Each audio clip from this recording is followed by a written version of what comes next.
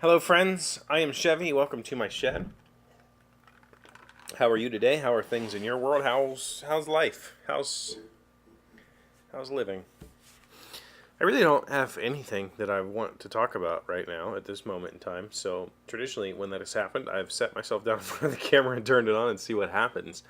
And the only thing that's currently on my mind is I moved the succulent over there so that I don't have this weird glowing device here in the corner.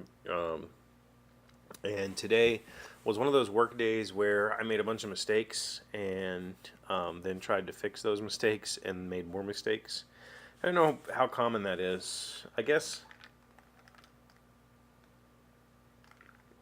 in the programming field, I think it's fairly common. Maybe there's a bit of like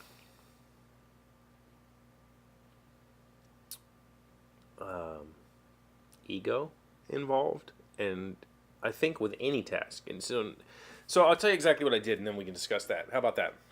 So today, I have been chasing a bug in my software that nobody's complaining about, but it's a problem. And the problem as it presents itself, I cannot duplicate it. I've been completely unable to duplicate it. But I see it in my logs. I have a logging function that pretty much anything a user does, I output a log to a logging table so I can kind of track the way people are using the software. I don't know if that's common practice, but I guess it is. Nobody ever taught me to do it. It's just something I started doing years ago, just so I could see, like, all right, this person logged in and they did this and they did this. It doesn't exactly log every single thing you do, every screen you open, but anything that involves the data changing, it logs. And I've been noticing some errors in that log. And if there's an error in the log, it should output an error to the user. Maybe it's not. Maybe that user's not. And what I've been seeing is this error shows up, and then the user takes another action that basically negates the point of the error. So she's doing something. She's trying to approve something, and then when it fails, she just deletes it. Which is fine. Like, it makes it go away, but it's wrong. So I've been trying to chase the bug, and I can't figure it out. So I put a whole bunch more logging stuff in place to try to, the next time she goes to do it, I'll watch. On top of that, while digging through the logs today, I've realized that I have a whole bunch of people who have been sending password reset requests, but then have never followed up. They've never actually gone and verified when you send a password reset request, I send you a code, and then you have to put that into a form when you change your password. It does it automatically, but it also has to be put in. And nobody's ever done that. So I start looking at that, like maybe there's a problem with the emails. Maybe they're not going out, because I've been told that people are having problem using the forgot password system. My forgot password system is dead simple. You type your email in a box and you hit send me a reset link, and then it sends you a reset link, and then you click it, and then you type in your new password.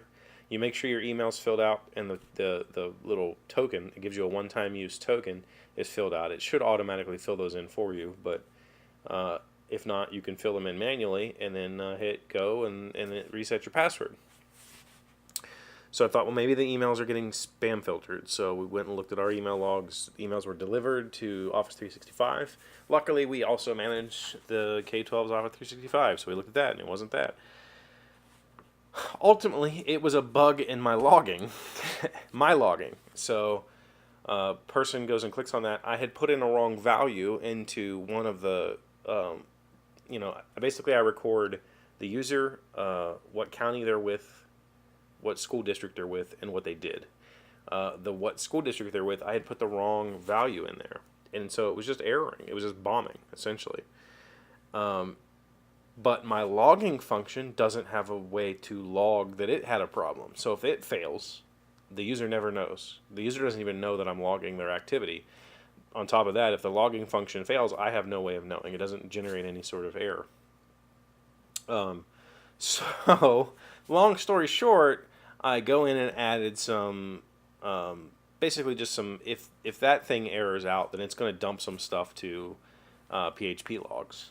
So I added that in, and this is what I'm getting at. It's one of those quick things where it was like, I'm just going to add a quick dump to the PHP log and move on. So I threw that in the code real quick. I pushed it, uploaded it, and went about my day, which was, we had a picnic today with, a bunch of people who had done 20 and 30 and 40 years of service and all that sort of thing. Came back later in the day to check my logs, and the server was down. I was getting 500 errors. And I was like, what's going on? So I contacted the systems guy, and he was like, looks good at my end. So I'm like, well, let me go look at the last thing I did. And sure enough, it was my error log. I had used the wrong symbol, the wrong curly brace in the wrong spot, and it just takes the whole thing down.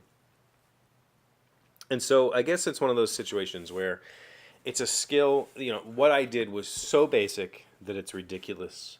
And because probably my ego says, oh, you're good, just go for it, I messed up. Because I didn't pause and go, is this correct? Should I test it first and then move on? Nah, it's just a simple little if statement with a dump, and that's it. And I didn't test it. And because of that, the server was down for a couple hours, and I didn't know it. And my users are the kind of users that are just like, well, it'll come back. Like, they won't complain unless it's days. But I feel like that's all of K-12 and the K-12 school districts. If something goes at work, they just go, oh well, we'll move on.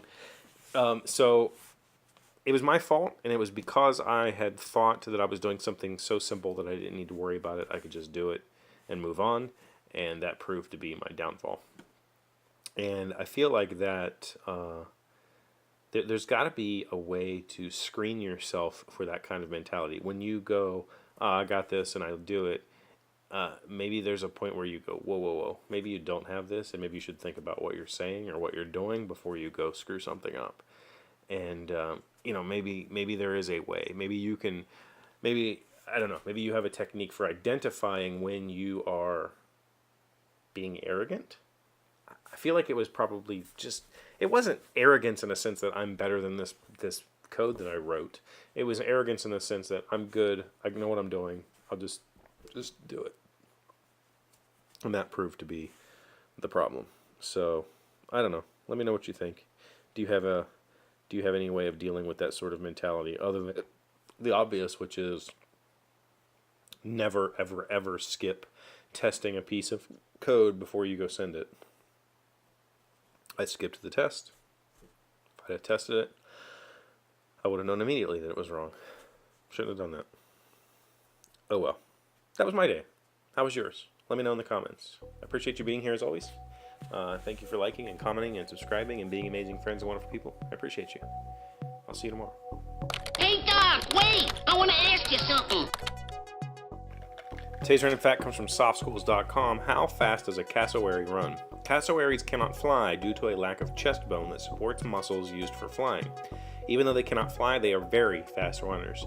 Cassowary can run 31 miles an hour and jump up to 5 feet in the air.